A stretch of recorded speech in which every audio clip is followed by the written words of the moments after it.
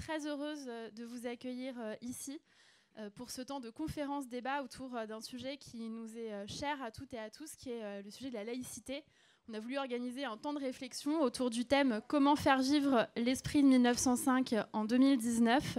Et c'est un thème qui a été visiblement assez attractif puisqu'on a dû fermer assez rapidement les inscriptions et que de nouvelles personnes nous rejoignent avec grand plaisir. Mesdames, Messieurs, prenez place, je vous en prie.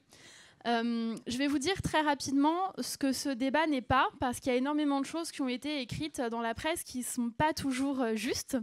Alors d'abord, ce n'est pas un congrès, donc on n'est pas là pour voter des motions, on n'est pas là pour voter à l'applaudimètre, on n'est pas là non plus pour définir une ligne qui serait notre ligne politique à la fin. Je crois que c'est important de se rappeler que ce n'est pas non plus un débat sur le hijab. Je crois que la question de la laïcité, elle est beaucoup plus large que ça. Elle englobe la question de la séparation des églises et de l'État, de la liberté de conscience, de l'éducation, des valeurs de la République, de la liberté de culte, etc. etc. Donc je crois que c'est important de se souvenir qu'on ne doit pas se faire enfermer sur ce débat. Ça n'est pas non plus mon débat. J'ai pu lire dans la presse, Marlène Schiappa fait un débat. Non, moi là, c'est la première et seule fois de la soirée que je vais m'adresser à vous, parce que je crois que c'est important de rappeler que c'est le débat de La République En Marche, qui se tient dans un double contexte. D'abord, vous savez qu'on est en fin de grand débat et on est un certain nombre à avoir travaillé sur les questions de démocratie et citoyenneté. Et dans les questions de démocratie et citoyenneté, il y avait un item laïcité. Et on s'est dit que c'était plus intéressant, plutôt que de décider de propositions à quelques-uns, de vraiment se lancer dans un débat autant long. Donc ce temps de conférence est une première pierre. Ensuite, il y aura des notes d'experts qui seront publiées et puis d'autres temps de débat dans les comités locaux qui seront organisés et qui pourront nous permettre au long cours d'alimenter notre réflexion sur ce sujet.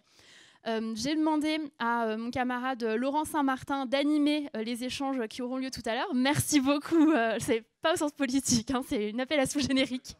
Voilà, donc merci Laurent. L'idée, c'est de faire un petit clin d'œil au duo qu'on forme, puisque Laurent Saint-Martin, comme vous le savez, est chargé de la prospective et je suis chargée du débat d'idées. Et on a vraiment envie que ce débat il soit collégial et la première pierre d'un travail collégial qu'on mène aussi avec Olivia Grégoire, qui va peut-être nous rejoindre tout à l'heure et qui est chargée de la partie études sondage et qu'on mène aussi avec Guillaume Chiche et Aurélien Taché, qui est là que je salue. Donc l'idée pour nous, c'est vraiment d'avoir ce temps de débat. Je voudrais remercier les expertes et les experts qui ont accepté de venir donner leur soirée. On a la chance de les avoir ce soir, donc vraiment merci pour votre temps. On apprécie beaucoup que vous vous prêtiez à ce jeu. Vous allez avoir les interventions dans l'ordre chronologique de Jérémy Pelletier pour la Fondation Jean Jaurès, de Jean-Louis Bianco de l'Observatoire de la laïcité, de Laurent Bouvet qui est universitaire, essayiste, et de Valentine Zubler qui est historienne et chercheuse au CNRS. Donc c'est important pour nous qu'on ait ce temps de conférence, que ça se passe dans la bienveillance. Je voudrais rappeler que les gens qui ont intérêt à faire en sorte qu'on se divise et qu'on se tape dessus ne sont pas nos amis politiques. Nos amis politiques ont intérêt, et nous avons tous et toutes intérêt à être unis, à être vraiment dans le collectif, dans la collégialité et dans la bienveillance, qui n'empêche pas évidemment les nuances des uns et des autres. Mais je vais vous demander, au cours des questions que vous pourrez poser, d'être amenés vraiment à respecter cette bienveillance qui fait partie, je crois, pleinement de l'ADN de La République En Marche. Vous pouvez tweeter, on a fermé aux journalistes dans un premier temps, mais vous pouvez tweeter avec le hashtag laïcité. Mais surtout, tout à l'heure, à la fin de ce débat qui durera pile 1h40, on va se retourner et on pourra transformer la conférence laïcité en support party pour le débat des chefs de parti, parce que Stanislas Guérini, notre délégué général, représente La République En Marche à ce débat tout à l'heure.